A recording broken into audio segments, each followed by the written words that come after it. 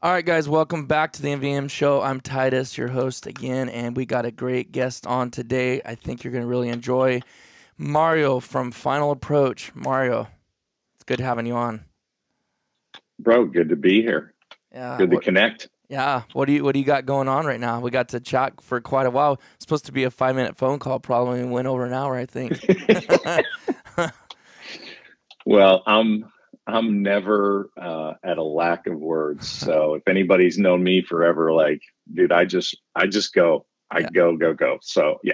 that makes two of us. So Especially if we're talking hunting, it's on. If that's, we're talking fishing, it's yep. gonna be a short conversation. If we're talking anything else, it's like, yeah, let's just get it done. Okay, talk to you later. But yeah, Yep. we start talking about birds, it's over. Yeah, I'm the same way, man. I'm telling you. And it don't matter what time of year, you know. It's like some people are like, "Oh, it's not that time of year." It's like, dude, it's all the time. I'm thinking It's birds on the brain. it, it's always that time of the year. Yeah. So I don't, the best thing about, being actually in the outdoor industry and especially being on the waterfowl side is, man, we get to talk about it all year. Hmm. And, people say, does it get old? Or, now that like it's your job, is it like, I'm like, no, like you guys don't get it. Like I used to tell people like, you'd go to a show and you'd talk to some guys and they're like, hey, how you doing? Oh man, just living the dream, like Hmm. like it's terrible. And Right, I'm right. like, dude, you don't get it. Like unless you've like dug ditches and like done really hard work, which I did when I was a kid and then coming through college, like if you don't do that, like you don't get it. Like Dude, you are living the dream. Like tell me you're about you're it. out of your mind. Like Yes. yeah, you're out of your mind, 100%. Oh, dude, So you're talking to a blue collar guy right here. We talk about blue collar on this thing all the time. It's like people don't have a clue. I did those things you're talking about. Did concrete, did framing houses, yep, dug ditches. I yep, mean, and that's why you can appreciate things better, you know? yeah. Listen, manual labor, bro, was like on the docket. My parents owned a grocery store when we were kids, and I mean, we were working when like I remember, like my brother's 2 years older than me, but I mean, bro, we were working when I was like 8 years old. Like Mm. it was like Yeah, yeah. because we lived above it, and it was like, Mhm. hey, go downstairs and help your dad, or like go do this, and it was like it was on from that age. And but that the good thing about that, and you could attest to this if as you grew up like that, uh, you have a work ethic that Mhm. nobody else has, Mhm. Mhm. like nobody. And it applies to, and it carries over to everything in your life. You Everything, know. everything. We're gonna grass blinds. Well, we're gonna freaking grass them like to no end, Mhm. like or whatever. Like Mhm. yeah, and it's gonna get done quick. We got stuff to do, so Mhm. there's no doubt like that totally carries over. Mhm. So you know, I, I'm trying to teach my kids that. You know Mhm. what I mean? Mhm. Because like that's just gonna set them up for I hope an easier life. You know Mhm. what I mean? Mhm. Because yeah, you got to grind. Mhm. And if you're not grinding, bro, you're already behind. Exactly. Exactly. And whatever the outcome is, I'd still, whether I make $1 million or I just live a regular average Joe Blow life, at least I can sleep good at night knowing I put in the work and the effort. You know what I mean? That's the thing to me, because sometimes, I've heard people say it's like, man, no matter how hard I work, it just never turns out the way that I want it to. But I'm like, okay, but take yourself and take some Joe Schmo that's never worked for nothing and gets everything. Who would you rather be? I'd still rather be the guy known to have a hard work ethic and that's honest and trustworthy every day of the week, whether I have $1 million in the bank or not. I'd rather be the grinder. Mm-hmm. You know what I mean? That's Mm-hmm. just me. That's my mindset, my attitude. Uh, like somebody texted me yesterday. Like honest to God, this is just yesterday. They're like, "Hey, how's it going? It looks like FA is doing some really big things. Looks like you guys are kind of kicking ass." And I go, yeah, bro. We're making a go of it. We're trying to grind out whatever we can and do whatever. And he's like, yeah, it seems like you're doing that. And it was a friend of mine. And then I sent him like my screensaver that's on my phone. And he just totally cracked up. So like, if you just click my phone and look at it, Conor McGregor's on there, and it says, we didn't come here to take part. We came here to take over. Yeah. Yeah. And bro, that's what I'm living by. I mean, that's how I've always done it. And that's how I'm going to go. And it's not like, you know, here's the thing. I'm not like blowing my own horn. It's not conceited. I just put my head down and grind and try to do the right thing, you know, things for the customers, like whatever is the right thing to do. That's all I've been trying to do. That's it. So, you know, that's what I got. That's all I got. Yeah. Well, and that's the thing is, like, what's the point of just being another company out there, another decoy company, another, you know, hunting clothing company? What's the point of that? If you're not going to come in to try to win, then what's the point? You know, there's no doubt. There's no doubt. I mean, that's the whole purpose. You know, you want to come out with something, you know, cool, innovative, you know, you want to be the next company. And it's got nothing to do with, you know, anything of an ego or any kind of crap like that. It's just like, you know, because here's the thing we go back to. It's always about trying to take Final Approach back to where it once was. And, you know, and this can go right into, you know, like a little bit of history, but my first and this was when they used the word pro staff as well. Like my first pro staff gig was literally for Ron Latshaw at Final Approach. And it was a long time ago.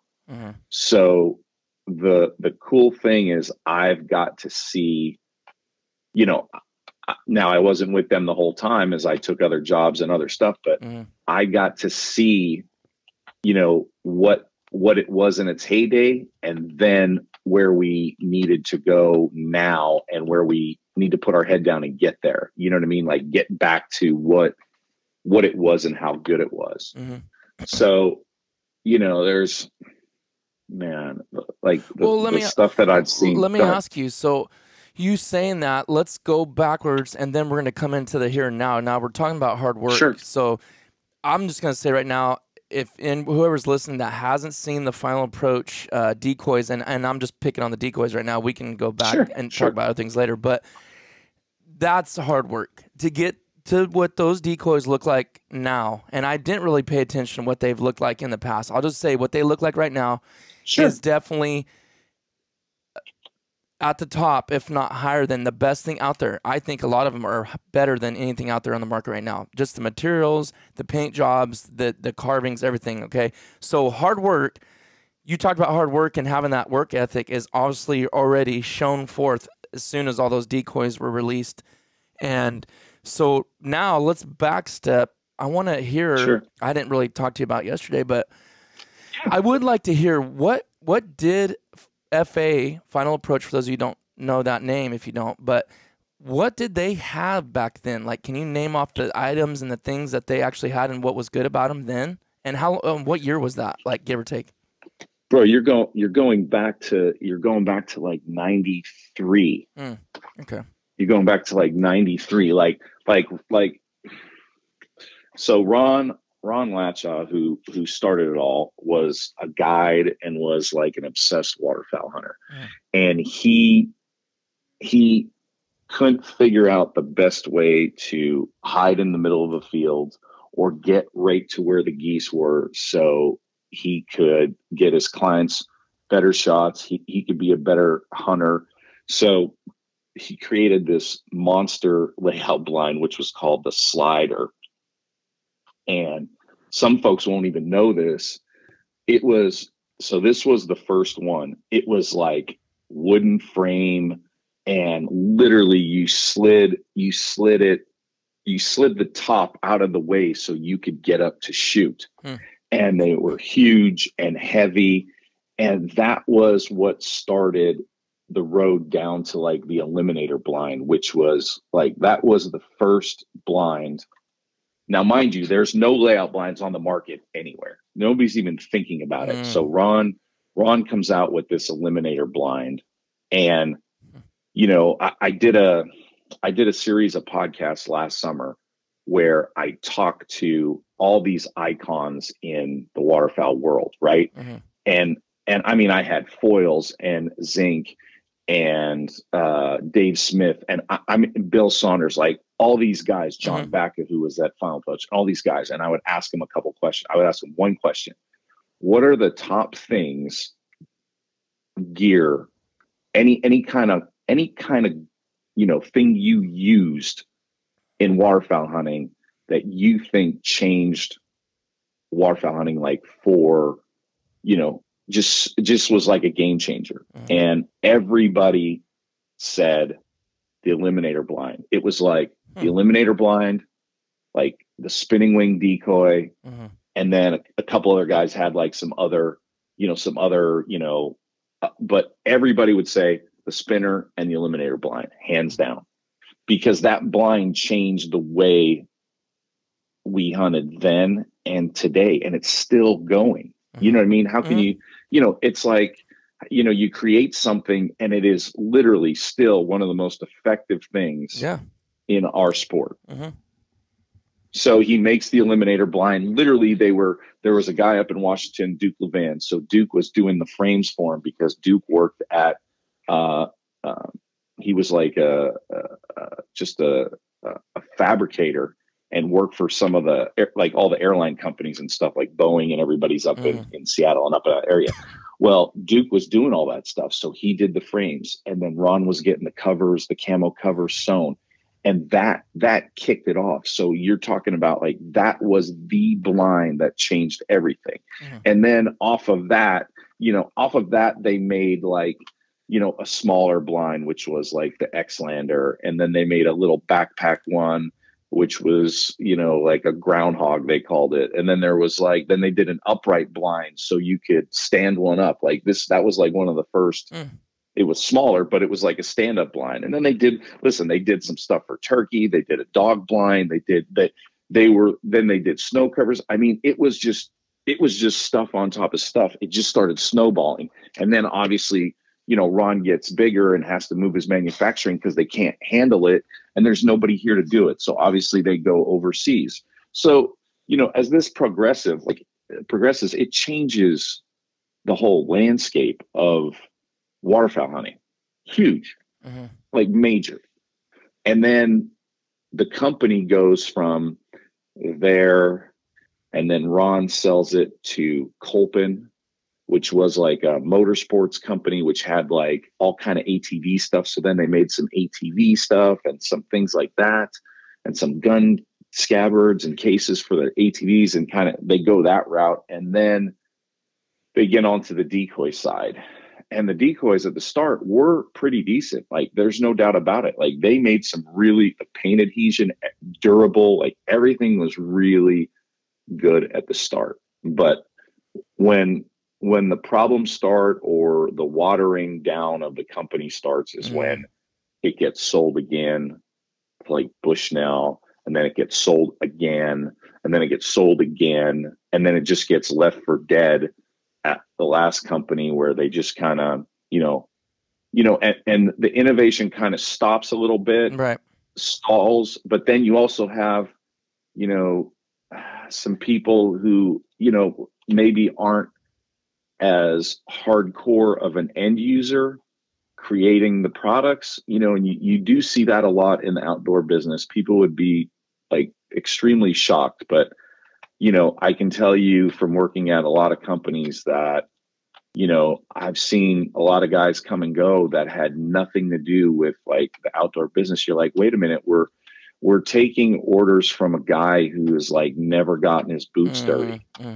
Like, man, like that, man, that would just drive me just insane. Right. So, I mean, it's like anything else. Like, hey, you work at the concrete company, right? You're pouring concrete, and all of a sudden a new foreman comes on and he's never done it before, and he's just barking orders and telling you guys what to do. And you're like, whoa, bro, what are you talking about? Like, we can't do that. Like we can't do it. Like, either like it's not the right thing, or somebody's going to get hurt, or whatever. Like, nope, we're doing it this way. And you're like just shaking your head.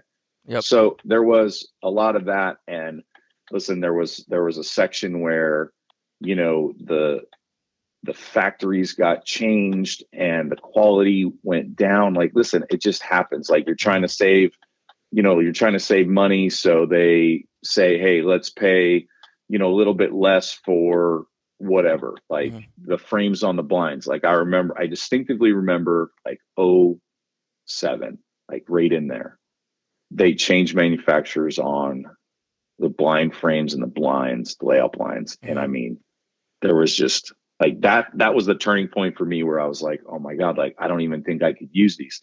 I either need to use my old stuff, or I gotta buy something else. And that truly hurt me, like, to the core, because I was so in on Final Approach, because the stuff was incredible. The people were great. Like, everything was great. And you back that company and you do stuff for them and you feel like you're part of the family. And then all of a sudden it goes bad and you're like, I have to buy a different blind. Like, that was like, I felt like shitty, 100%.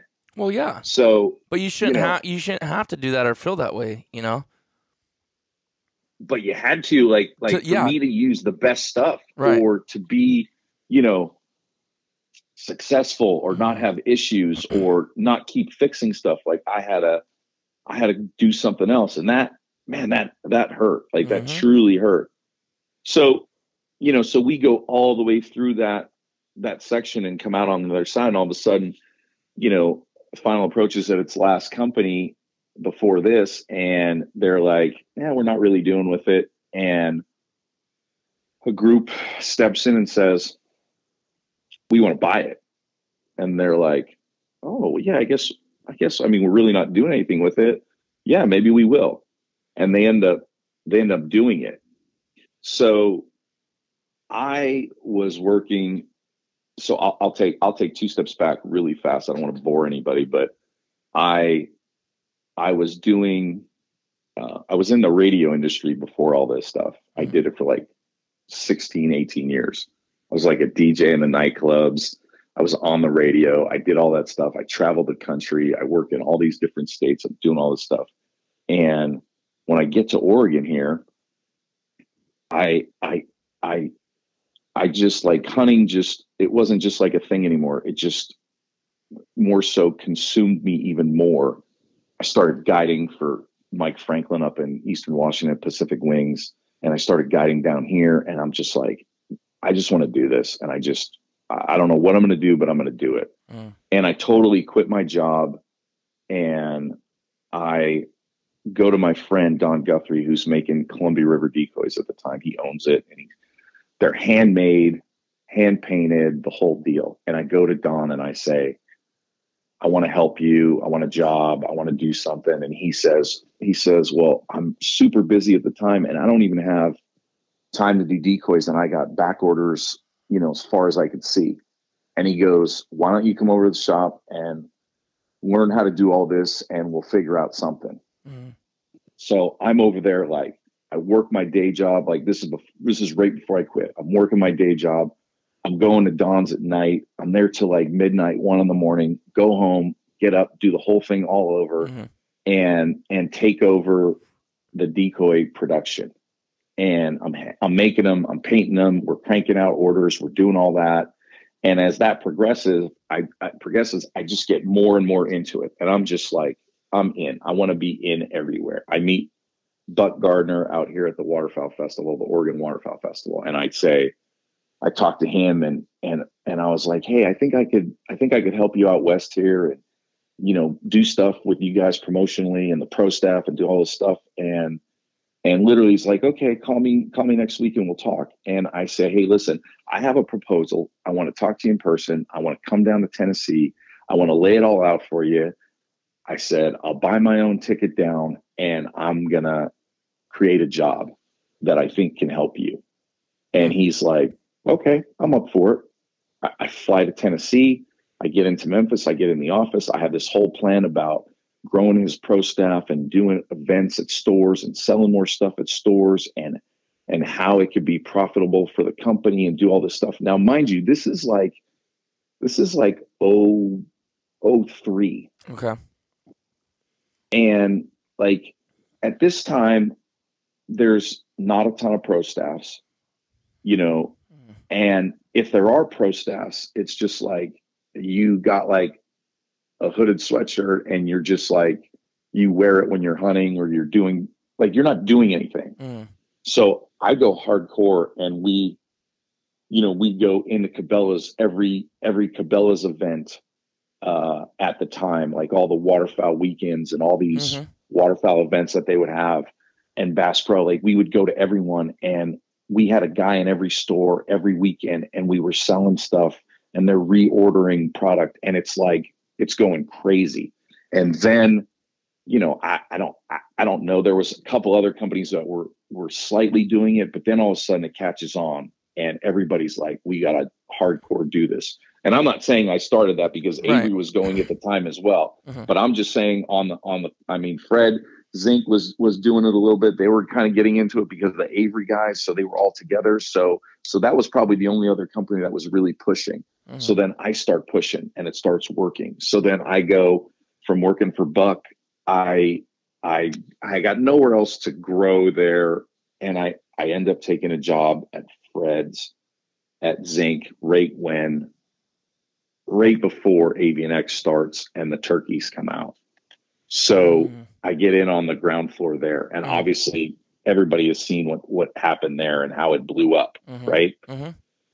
So then I fast forward, we get bought by Plano Synergy, which is a huge company, and then they start watering it down, meaning that they start taking down positions because they want to get the bottom line down, because they're going to sell everything again. So all of us start getting cut here and there. You know what I mean? So I sit out of work for like 10 months until I find out what's going on at Final Approach.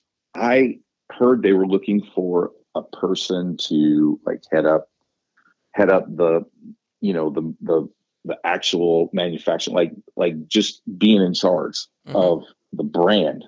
So I set up a meeting at which is our big show every year, is the SHOT Show in January in Vegas. So I set a meeting up. Now this is when they're still owned by Vista. Okay. And which owns a ton of stuff. They own Federal Ammunition. They own like you name it, they own it. So I go to the meeting, and I get there right on time, meet the guy, and he says, listen, I don't have time right now. I got something else going on. And he's like, so let's try to reschedule. And I said, okay, I'll call you later. So it just seemed really weird to me. So I go to dinner that night with a couple people, and one of them works at Vista. And I said, hey, what's with your guy? Like, totally blew me off today. Gave me some, you know, half-ass excuse. And he said, they're going to sell it. He's like, they're going to sell it. That's why he can't really talk to you about it. He's like, that's what's going to happen. And then I go, well, who's thinking about buying it? And he gives me a couple names. Well, I know the top name, and I go right to them.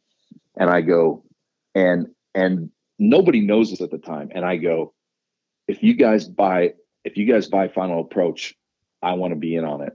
And they look at me like, what? Where did you hear that? And I said, if you guys buy it, I want to be in. And it goes on for like, the sale goes on for like 6-7 months, because you're talking like a huge corporation, you know, getting rid of some, like there's just so much paperwork. So they end up buying it like in May of 17 or whatever it was. And then I get hired like July, and we just go, here's the plan. Here's what we're going to do. We're going to take it back to where it used to be, and we're going to go for it. And the worst part about it was like a fact-finding mission for like, I don't know, like a year and a half, trying to figure out what factories were making what. Were we going to stay at that factory? Were we going to like was the quality good? Was the pricing good? Like, bro, it was like, you want to talk about your mind like hurting. I would be lost. I'd be lost. It was painful. Yeah. But we got to the point where like, okay, now not only are we looking at where the factories where we are, now it's like, okay, if we don't like those factories now, you have to find someplace better. And because you don't just leave and go somewhere else. Like, you got to do so much research. Right. You got to go to China. You got to go to China. You got to find the right ones. You got to see their operation. You got to see what they do. You got to work out an agreement. You got to look at their pricing. I mean, and we're back and forth to China trying to get things sorted out and on the phone and finding people and doing all this stuff. And we hit a gold mine on the decoys. We find a manufacturer that fits in line with what we want to do. Let me ask you, how long did that take? Okay, because and the reason I'm asking this is not even on close to this level scale of decoys and making stuff like that. I'm just saying, like, say hats or something, because I know there's these common brands like Richardson 112s and all that, but 100%. There's other guys that have these special ones you can't find nowhere, and they take the label off and put their own, so you don't know where they come from. So say like your decoys, and going through that process of looking at the quality and looking at all that stuff, how long did that take you guys before you nailed that place down? It had to be 2 years. Wow. You know what I mean? It had to be 2 years, because the factories that were in at the time at 2017, like, we were trying to keep products going, right? Take existing products and say, okay, hey, let's change this a little bit so they're a little bit better, right? We're not going to change the carvings or whatever. Like, maybe we tweak the paint scheme a little bit, or we do this, or we work on a couple things like, hey, let's do this. And then as we're doing that, we're looking at where we're going in the next couple of years. Like, obviously we want to do new carvings. We want to find a better factory that fits with this. Like it definitely takes 2 years. And I mean, we hit and then trying to deal with COVID probably during all this has got to be a nightmare too, right? Well, COVID, or had it not kicked off yet? It had not kicked off yet. So fortunately, we get everything done with about a year to spare before COVID kicks in. So, I mean, now, mind you, we hit pay dirt on the factory we want to be in for this. Then we go back and work with the factory that was doing the blinds and say, hey, you got to step up this. We can't use substandard material. You got to be top notch. Like, this is where we're going. Like, we're not making shit anymore. We're not making, if it's junk, we're not making it. And, send the samples to us, and we're going to try them. And if we don't like it, we're going to change it. You know what I mean? Like, we're not going down this road, because we're not going to have returns. You know what I mean? We're not going to have stuff breaking. We're not going to have people upset. Like, we're not going down that road. Yeah, and that's just a headache for you. Right. And if it doesn't work, then we're not doing it. We're not making that product. So, man, we go through the blinds, and then we say, if we're all in, like, we're all in, then we start on the clothing.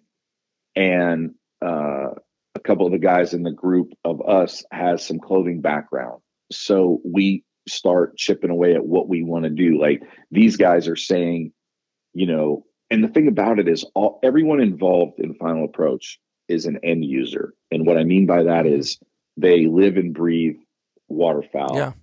And so we got guys on the fabric side saying, oh, we need to use this fabric, or let's look for something that's like what we have on our bibs and our jackets. It's like this abrasion resistant material that, is on your knees and on the seat of your bibs and stuff like that. So it's like durable.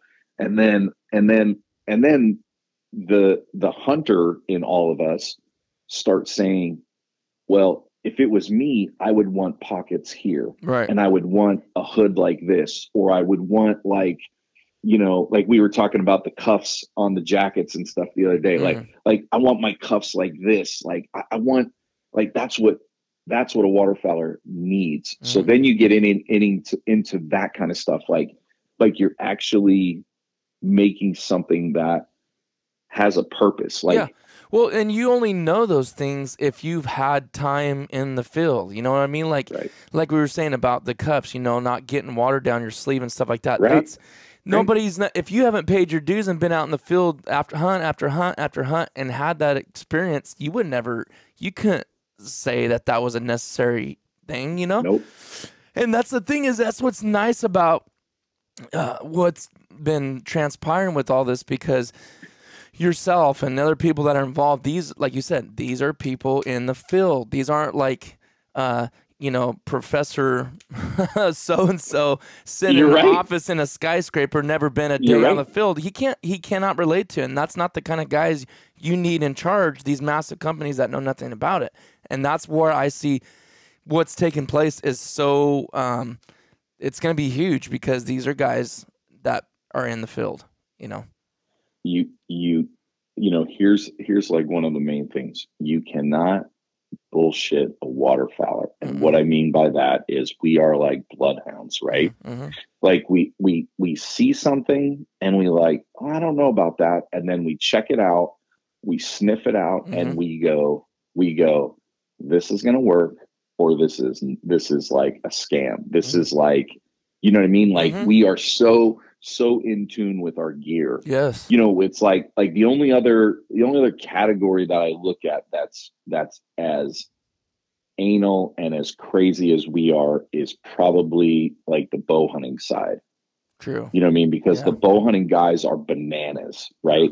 Yeah. Right. They need to have this arrow, this shaft, this broadhead. I mean, they are just like us. Now, the thing that separates us from everybody else is we absolutely hammer our gear. Yep. We absolutely abuse it, right? Yeah, but exactly, because here's the thing is, like you said, as anal as bow hunters are about the arrow, you know, all this stuff, the fletching, all that stuff.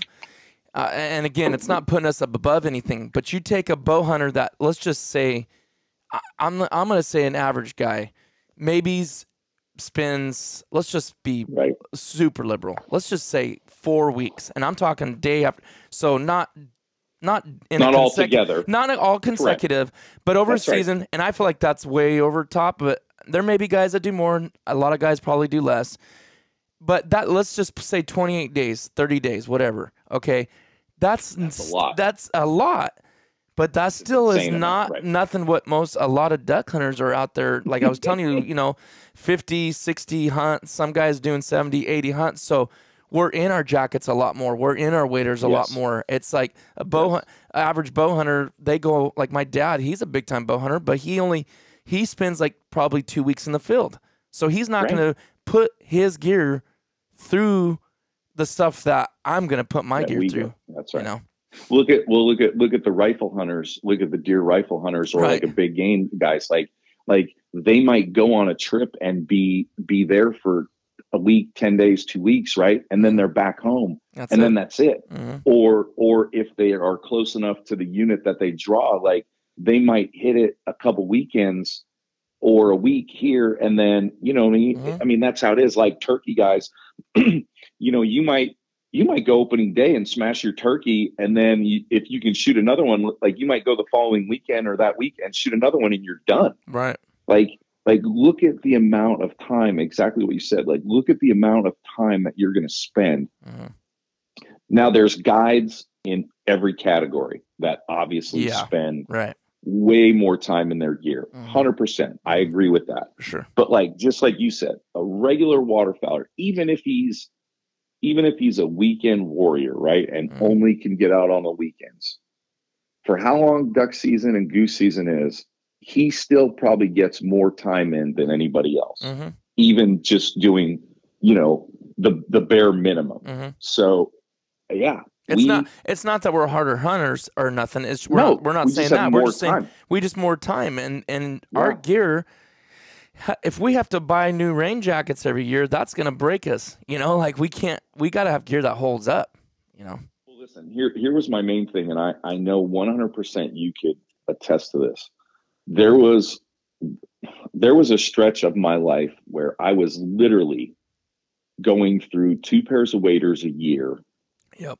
And my first pair, I'll never forget this. And it was only a couple of years ago. Like, honestly, it was like, it might have been 2016 or 17. Like, it wasn't that long ago where I bought a pair of the Rogers, like 2-in-1 waders, right? And I don't even know which ones they were. They were like the breathable ones, whatever the case may be. Like, I went through a whole season with one pair of waders. And I was like telling people after that, I was like, I made it through the season with one pair of waders. And they were like, they were looking at me like, first of all, like the hardcore guys were like, bullshit. No, you didn't. I said, dude, I'm telling you. Well, you didn't go that much. I said, bro, I went just as much this year as I've done every year. And then other guys who don't get it were like, well, what's the big deal? Right, right. And I'm like, what? I'm like, you don't know how big of a deal that is. Right. So, and that brings us up to the clothing and the stuff and everything that we're doing. You know, like there's waders coming this year for us. There's a lot going on, but that's where we wanted to go. Like, hey, I made it through a season. Like that was a big deal. Yeah, like that shouldn't be a big deal. That shouldn't be a big deal. That should be standard. I know. You know what I mean? But listen, you fight with a barbed wire fence, or you know, you're breaking ice and something happens. Like, listen, I'm not saying the stuff is indestructible. No. I'm not saying that. I'm just saying normal wear and tear, I made it through. And that's the kind of products we're trying to do on every level and every category. That's it. That's the mindset. Yeah. I feel good when I, you know, hear somebody say, oh man, I use this, like, and I really like this feature, whatever. And I go, yeah, we did that for a reason. Yep. Like, that's the kind of stuff that gets me hyped, because I'm just like, okay, so you're younger than I am. And I don't know if you'll remember this kind of stuff, but do you remember, and this is going way back, that takes us into something else. The older guys, like maybe your grandpa or your dad, had these little Johnny heaters that you'd put this oil, this butane in or whatever, and they'd light it, and it was their hand warmer in their pocket, right? Then we moved to like hot hands and all these other hand warmers, right? The ones you just crack open and shake and stick them in your thing. Well, this is going back to like 04, 05. I'm hunting with Buck Gardner. We're on the Snake River, and it's literally like 8 degrees. And I'm like, I got like too many clothes. It's cold. And I'm like, man, this is brutal. And he says, why don't you try this? And he takes out this old school kidney belt, which looks like a reverse fanny pack, right? It goes on your back and it clips in the front, and you put hand warmers in it, and it sits right on your kidneys, and it warms your whole core up, right? Because all the blood's coming through, and it's getting warmed up as it's going through your whole body. And I start taking clothes off, and I'm literally down to like a base layer and a sweatshirt. Really? With my weight, yes. And I'm like, holy crap. Now, fast forward to when we're designing the clothing, and every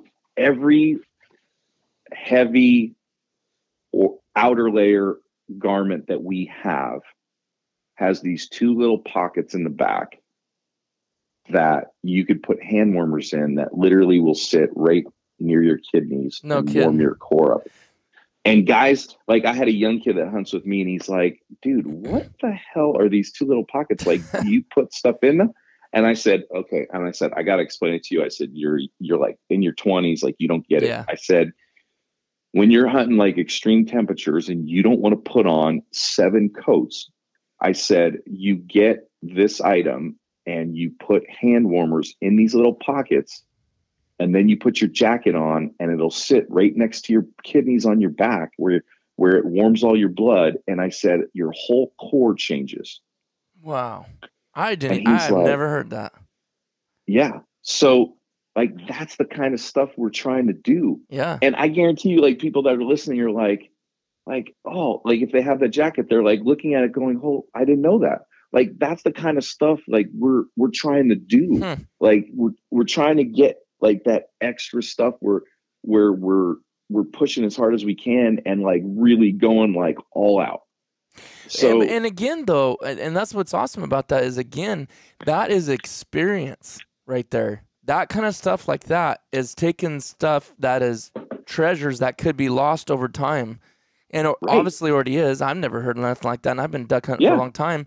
I never, you know what I mean? So it's like, that's pulling stuff back in that is lost, pretty much. Yeah, I mean, listen, unless your grandfather or Hmm. if you had anything like that, like I have the kidney belt that Buck gave me, like on that trip, he said, keep it. I got a couple at home. Like I have it still. You know what I mean? Yeah. Like I have it. Like that's what brought me to that. Like, like when we're in the boat on the river or we're somewhere or we have we can use like a Mr. Heater or something and Hmm. you're okay. But when you're like out doing something and I go, that's the perfect time to do it. Like, or kids or older people, like who their circulation isn't that great. Like it makes a huge difference. So, that's the kind of stuff and I'm not saying we didn't invent that. We didn't do that. Right. We just, like you said, experience says, hey, what if we do this? It literally is going to cost us another dollar to sew these little pockets, and that dollar or whatever the hell we spent is worth like way more to me than whatever we spent on it because of that simple fact. I mean, it makes complete sense. That's what, kidneys filter the blood, everything moves through there. Yep. Totally makes Yep. sense. I'm gonna have to So, try that because out now. everybody's always trying to, and listen, your hands get cold first, and so does your head, Yeah, right? yeah. So obviously, you got to have your hands try to stay warmer, hand warmers, and in your pockets, and we did the same thing in the front pockets where you have your chest pockets, right? Hmm. And the same on the waders. We have little hot hand pockets in all those positions where you would put your hands, because I hate gloves. I wear gloves when we're setting up, and then literally the moment shoot time is in, my gloves are gone. Like I cannot wear them. I don't care if it's Same cold, here. Same raining, here. like can't do it. Nope. Like I'm not a glove guy Mm. because I'm a caller. I need my hands free. I'm Mm. 100% like, but on those cold days, it's like hands are in my pockets. Well, I shake the hand warmers up. I put them in as soon as we start hunting.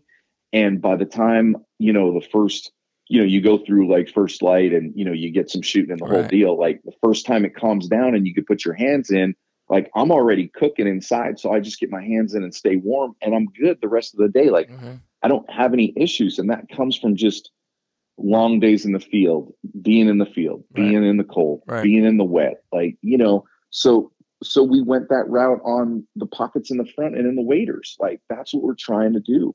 So those little things make a huge difference, Hmm. to a guy who's freezing his ass off in Minnesota, right? Hmm. Hmm. Yeah. So, Totally. So that's go ahead. go ahead. I wasn't trying to jump off the gear because I've seen the stuff, I've touched stuff, I've felt the stuff. I see some serious quality there. So, but I don't know how much you want to go in or say about that. But I kind of wanted to. We talked a little bit about the decoys, Yeah, but I kind of let's wanted go to into go. that. I wanted to kind of go back Yeah, to it. On the yeah, stuff out now. Just like say for instance the widgeon. I mean, best widgeon on the market. Not just the quality of the kill and the fill with that material, the EVA, just the carving and the paint scheme. I haven't yes, heard one yes. person that is like, on our videos we put some on talking about those, and then people picked them up, and people coming back with their opinions on it and them using them and buying them. They're like, man, these are phenomenal. No negative stuff on those decoys at all. So here's how all the decoy stuff gets going. The best thing that happens when we buy Final Approach is there's a piece in place, and that's Pat Godden, who is a world champion carver in Canada. Pat was carving. Pat did like some mallards for Final Approach. Like he was like he had just done it like maybe 2014, 15, like somewhere in there, right? Mm-hmm. So Pat, we had access to Pat. Now, just like any industry, they have like a world championship contest, right? Pat has won 17 times. Mm. There is no man alive, dead or alive, that has won that many times. Mm. Okay. So you are talking about the number one waterfowl carver in the world, and we have access to him. So we go to him and we go, we're cranking this up. I want you to do a couple more mallards. We're doing this. We're going to do full body mallards. Like Pat, like I got him busy. And then so then Pat and I have like a huge meeting, and we're like, I said, Pat, if you had to get other carvers, who would you go and get? I said, because when we're going to do this, we're going for it. Because now listen, there's carvers at this decoy company and this decoy company. And then some decoy companies don't have carvers. They have sculptors. You know what I mean? So they're doing sculptures. They're not doing carvings. Okay. So, I mean, you know, that's a totally different process, right? So they're working with clay versus wood. And, you know, you go through all this. And I said, Pat, I want your top 10 or top whatever carvers. And we start going through names, and I go, well, this guy's kind of worked at this company and did some stuff, and that's not going to fit. And then we go through this. And then, and he said, so Pat says, you need to talk to Tom Christie. Tom Christie's won the world 6 times, and Tom is phenomenal. Now, Tom had done some carvings for a company a while ago, right? Another decoy company. And he did it. He did the carvings. Carvings look great. Paint scheme comes back. The decoys don't look great. Like, just is what it is, right? So I go, I'm talking to Tom. Pat sends Tom a note. Tom says, yeah, I'd be up to talk. I call him, and we just hit it off right off the bat. And now we got, you know, Tom Christie. And I'm like, and if you're in the carving world, you're like, holy shit, you have Michael Jordan, and now you just got Kobe Bryant, right? Wow. Yeah. So, you know, if you're a basketball person, if you're a football person, you go, holy shit, you got Tom Brady, and now you just got, you know, whoever's next below Tom Brady. Like, you're like, holy shit. Like, you go Patrick Mahomes, right? You're like, holy shit. So now I start talking to Tom, and then Tom's given me some names that Pat's given me. So now I go, okay, these 2 guys keep kind of coming up. So then I go and chase these other 2 guys. And Wayne Simkin is up in Canada. He's about 2 hours from Pat. He's another Canadian carver. And he's won the worlds 2 times and just a phenomenal carver. So we go and get him. Then I keep hearing this other name, Jamie Welsh. And Jamie's down in South Carolina. And I go talk to Jamie. Jamie's won the worlds 3 times.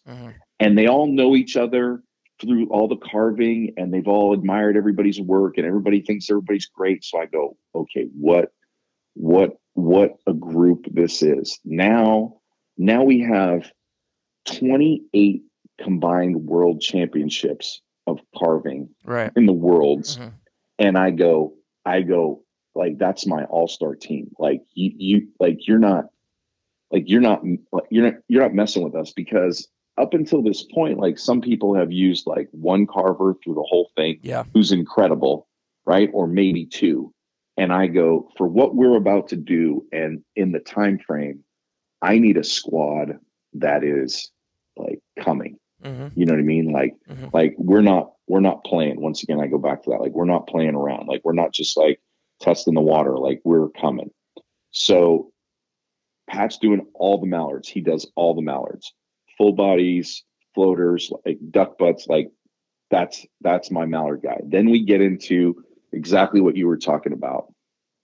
And I tell Tom, I want you to do the widgeon and the pintails and a couple other things. And I'll get into those in a minute. But the main focus is exactly what you're talking about. I've hunted widgeon for a very long time out here in the West. We get loads of widgeon. And the thing that I've always noticed on widgeon decoys, and you did too, because you see them all the time and you chase them all the time. Widgeon have an attitude, right? They don't necessarily just have like their posture and what they do. They have an attitude. And our focus on all the FA decoys has been, whatever decoy you're doing, I want you to have the attitude of that bird, like that high head widgeon that's whistling with his mouth open. Like when I was so excited when Tom sent me the sketch, and right now, if you go on our website, like we just got the shirts in. We made a shirt with Tom's sketch. Now, Tom not only is an incredible carver, but when I send him a picture or we talk about a pose, he sketches it in pencil. Wow. And that's on the back of one of our t-shirts right now. And I'm telling you right now, bro, he is, first of all, he is unbelievably talented.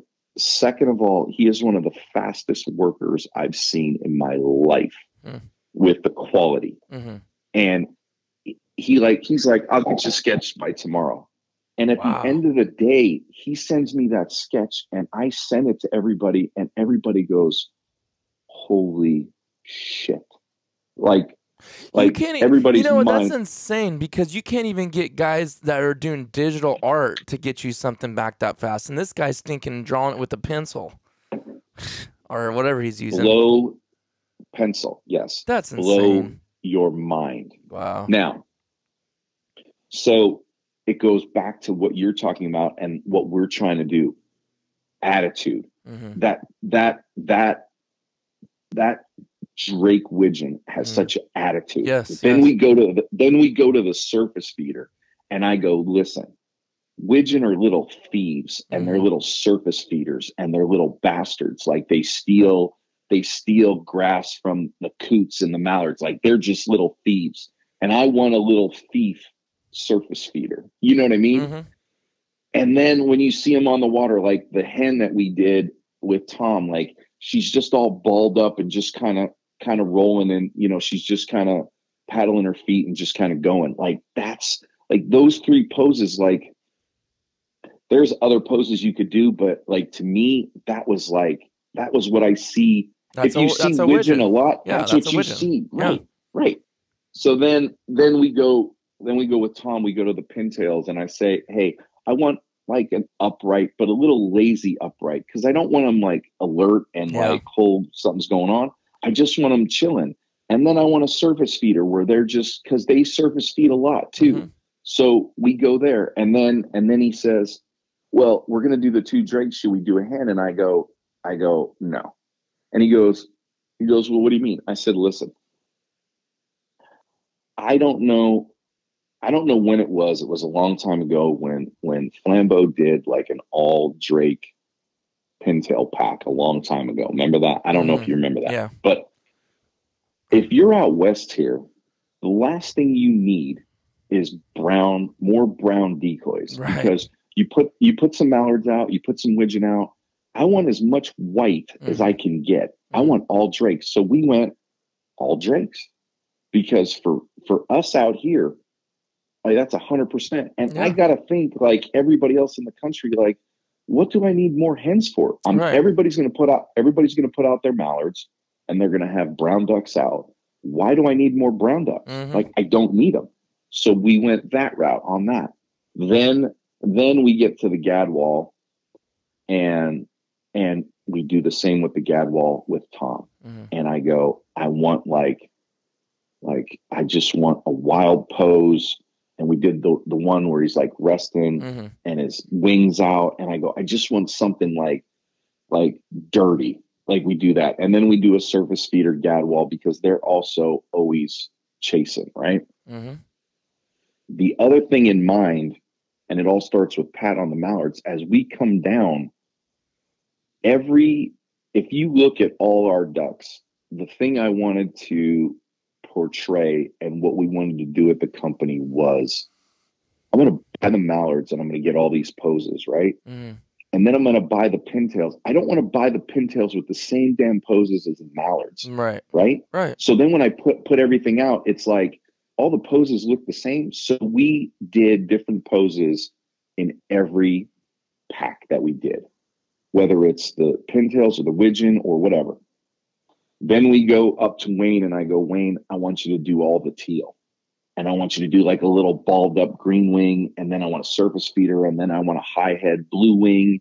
You know what I mean? Where you're really showing that bluing head. Yeah. And you didn't see them yet, but they're coming. The cinnamon teal are coming this year. I may or may not have had a sneak peek, and I will say they're bad to the bone. So, and that's not a huge selling item, but I was like, no, well, and maybe this is the case.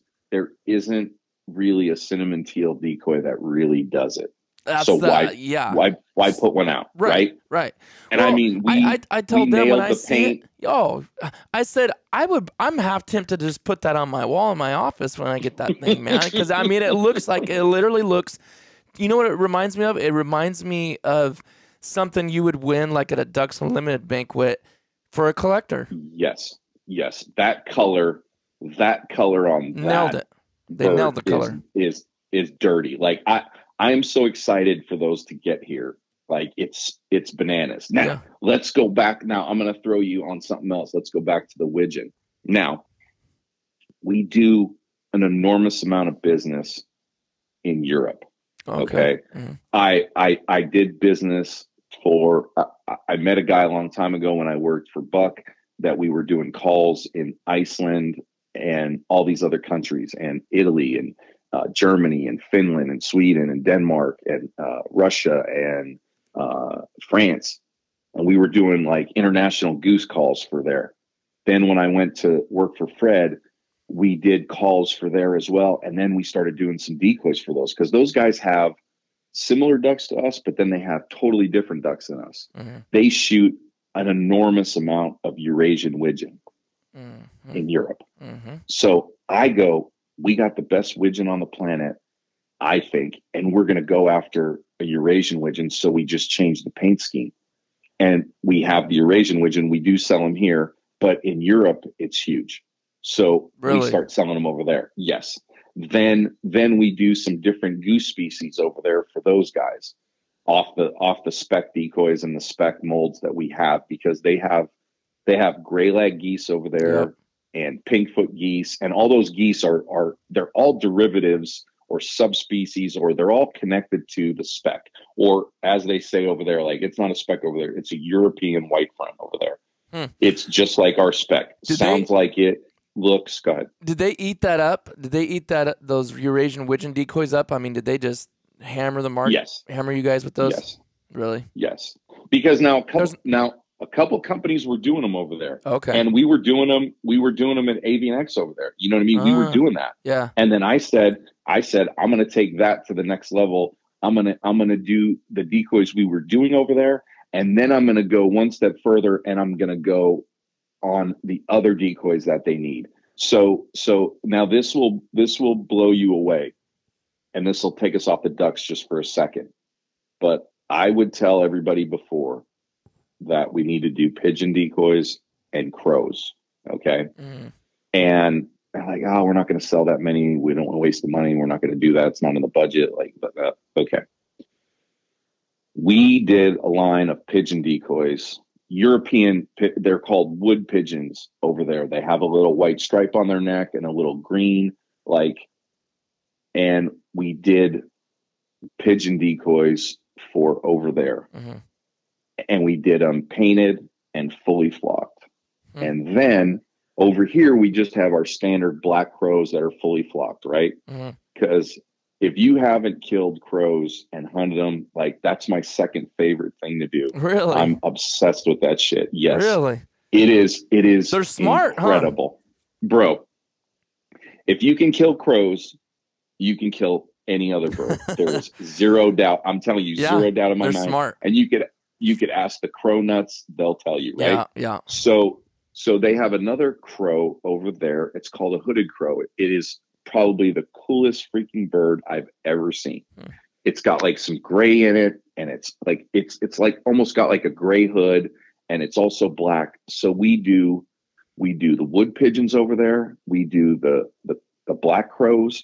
We do the hooded crows, painted and fully flocked on everything. And I'm telling you right now, the market over there, we're in 9 countries, and they are all blowing up. Now, we've been doing that for like 3 years Mm. or more. That's the first thing I wanted to hammer was over there. Mm-hmm. And we took like international business from like 0 all the way up to a pile of sales. Mm. So we are crushing that part over there. Wow.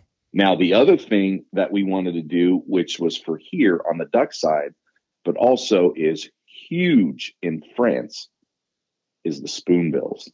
Mm. France, really? So, bro, that's their number one duck. It's their number one duck before the mallard in France. When's their season? When's their waterfowl season? Their season starts a little bit earlier than ours. They start about August, and they go. So, so then we go, okay, I go to Jamie and I go, Jamie, I want you to do like a spoonie. I want you to do an upright, and I want you to do a big surface feeder with a big old fat bill. And we are going to dial the paint scheme in because there's no cooler colors other than that cinnamon teal we were talking about than a freaking like balled out white chest, fully plumed spoonie. Yeah. Like, I don't care if you don't want to shoot them. I'm shooting them. Right. Yeah. Especially when they're, we get to January and they're just prime, right? Yep. Well, we do the Spoonie Decoys, and everybody's joking over here like Josh at Outdoor Limits is all about the Spoonies, Spoonies, bro, right? So we do the Spoonies, and everybody's like cracking up last year and the year before. But guess what? We sell a pile of them because like that's another decoy where like the attitude and the paint, we really spent an awful lot of time on. Oh, you can tell. That's another one you could stick on the wall as a collector. Incredible job on those Spoonies. So right. So we go hardcore on that, and then like I said, then we do the teal, and we got a couple other things coming like this year. I'll let the cat out of the bag, but guys have been busting us for like the last couple of years, like wood ducks, bro, wood ducks. And I go, it's coming, and it's going to get real dirty. It's going to get real dirty. And we got, listen, we've upgraded like on the decoy side, we've upgraded the motion system on all the full bodies. We upgraded the paint scheme on the honkers. We did one of the first things we did, the top seller on all the decoys for Final Approach has always been more on the goose side, right? Mm. The old school one style, like one head position, one piece goose floater that was like, just like a price point. Like we redid that, and that's what Wayne did from Canada. Wayne did our last pass floater goose. Gotcha. And that is our number one seller by far. It is. We sell piles of them because it's a 6-pack. We have flocked heads and we have painted heads. We dialed the paint scheme in better. And we just think like the value for that price is killer. Yeah. And that's how we hit there. And we have them in. And when he did the carving, I said, hey, we're probably going to take this decoy. We're probably going to use it as a spec. And I don't know, we might use it as a snow. I got to look at it and see what it looks like. And to be honest, it's painted 3 different ways. And each way to me, it looks killer. Yeah. So we just file them out the door like it's like they're free, bro. We sell a pile of them. So, wow. I'm happy about those. We got a couple new things coming on the goose side this year. I'm not going to let that out of the bag, but we got some killer stuff coming there. So we're just pushing the innovation side and the technical side and everything we can, we're pushing, I can't wait to see what you guys, I've heard some rumor, I'm not going to say, but I've heard some, they were kind of letting me in on some stuff last year, and I was like, dude, I can't wait till that comes out too, because if you guys do the quality, which I know you will, that you did with everything else, all the spoonies, the widgeon, just everything, I can't even imagine what this other set of stuff coming out is going to look like, because it's, and that's it pays, and then your price point, like you said, that is you just put all those things together into one, and you're gonna be successful. Bottom line, But yeah, listen, I mean, it's a business, like it's a business and a company. So yeah, of course we got to make money. yes, You know what I mean? Like we do. Like, are we being greedy or gouging or doing, like, we're not. Like, no. we just set our limits and said, here's what we need to make. And we like a shot back to the clothing. And I'll tell you this, like, this is how I feel. And I hope people start seeing this. And as we sell more clothing and do more stuff, like our jacket is a $300 jacket. And I got every bit of confidence in me that's a $700-800 jacket, right? 6, 7, it's double. It's 6, 7, 8, whatever you want to. I have confidence that that's a jacket that could be a $600 jacket. That's a $300 jacket. The bibs, there's no doubt. I have beat up bibs. I have worn bibs. I have trashed bibs. And we have a bunch of features on the bibs that I think are key for layout hunting or doing whatever. And I think those $300 bibs are without a doubt a $500-600 pair of bibs. There's no doubt, but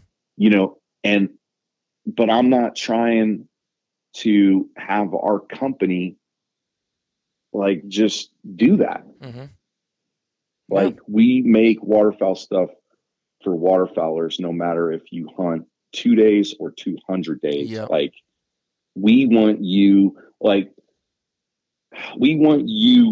like using our gear. And listen, our customer service stuff, I look at it, me and the guy who handles our issues, both of us, I have access to that email account. And I look at it every day because I want to know if there's a problem or what's going on with the company. Because if we see something that there's an issue with, we will address it immediately. Like, for instance, the first year we made a certain blind bag, the corners on the zippers kept breaking because if you yanked on it hard. So we figured out, like, the zipper pulls were too long and you yanked it instead of pulled it, right? So we did two things. And I mean, literally, we handled that immediately. Like, we went back to the factory and we said, we got to do a shorter zipper pull and you got to put a better zipper in it. Because now I'm not talking we had 100. I'm talking we had like 10, 15, 20 zippers broke from whatever, 800 bags, right? 1,000 bags, right? I'm not talking about a huge, I'm talking about, I saw an issue and I don't care how little it is. Like, I don't want any issues and none of us do. Right. So we get right on it immediately. So we back our stuff. We're making good stuff. Like, because listen, I don't want something to break when I'm hunting. Right. Like, when something happens, like say we don't make an item and I'm using something and it breaks, especially when I need it. I'm like, I'm not buying that again. That sucks. Yeah. Like, whatever it is, from a pocket knife to a headlamp to anything that we don't make. Like, if something fails me, like, I'm out. Because I don't have time. You don't have time for shit to be breaking. No. Especially when you need it. Yeah. It's always when it's the worst conditions that stuff like that happens. You're like, doggone it, man. Like, of all times, it couldn't just happen when it was 70 degrees and nice. It always happens in the worst time. But, man, we already talked, Mario. We're going to have to do multiple of these because we didn't even scratch the service. Not even scratch the service. And we're over an hour right now, and I'm not even I'm totally haven't lost interest one bit, but I just know that we got to keep this at least a little around that range. But we could circle back right before the season starts. Like, what we need to do. Oh, we'll do more than that. We'll circle back like soon as the new items start hitting. That'd be great. Yeah. And then before season, because then we could season. talk. We could talk more freely about what's out. Like, I gave a couple snippets away of what's coming, but man, there is a bunch of cool stuff coming this year. So I can't wait.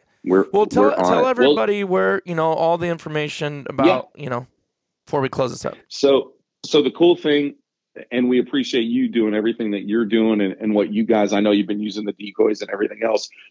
So we appreciate you and the honest feedback. You know what I mean? Like, that's the thing. Like, I'll take feedback from anybody. That's why I monitor that customer service email. Like, I want to know what's going on and we'll figure it out or do something. So you can go to fabrand.com is the website. You can go there for all the details. We have our own YouTube channel. Go and subscribe. We have our web series, which is called The Last Pass. We did our first season this year. We're up to we're dropping another episode this week. So we should be, we're at like episode 9 or 10 or something. So, and all kind of stuff. We go everywhere, just like you. You know what I mean? We travel, we chase where we go. So you can go hit the YouTube channel. You can go to our Instagram page and our Facebook. I mean, we're everywhere. We have our own FA podcast, which I'm going to get you on, so then we could like circle back on what you do. So, I mean, we, just like everybody else, we're grinding everywhere on social that we can. So go find us. Pretty simple. We appreciate, the support, folks using our goods and pictures. And I love seeing pictures of smiles. And if I see piles, that's great too. Like, I'll take them all. Yep. So I'm just, super appreciative of what we have going and what we're offering folks. So we're pretty pumped. Like, we're just getting cranked up, but yeah. So yeah. And I'm glad to be part of it as well, and I appreciate you guys, working with us and stuff. I see a really, really bright future. Honestly, I do. And everybody, like I told you yesterday, everybody on here that listens to this or watches the YouTube channel knows I've always been 100% honest no matter what. So you guys heard from me, you obviously haven't known Mario as long, but I'm telling you, it's obvious when you look at the material, you look at the gear, you look at the decoys, all this stuff. It's very, very obvious. Yep. It's high quality, and I've heard nothing but good about it. So thanks again, Mario, and I'll let you guys know when the podcast with me on his releases, and you guys need to go check that out. Absolutely. The Final Approach podcast. So, all right, Mario. Absolutely. Have a good one. Thanks, bud. Appreciate it. You too, buddy. Yeah, thanks everybody for listening. We'll see you guys on the next one.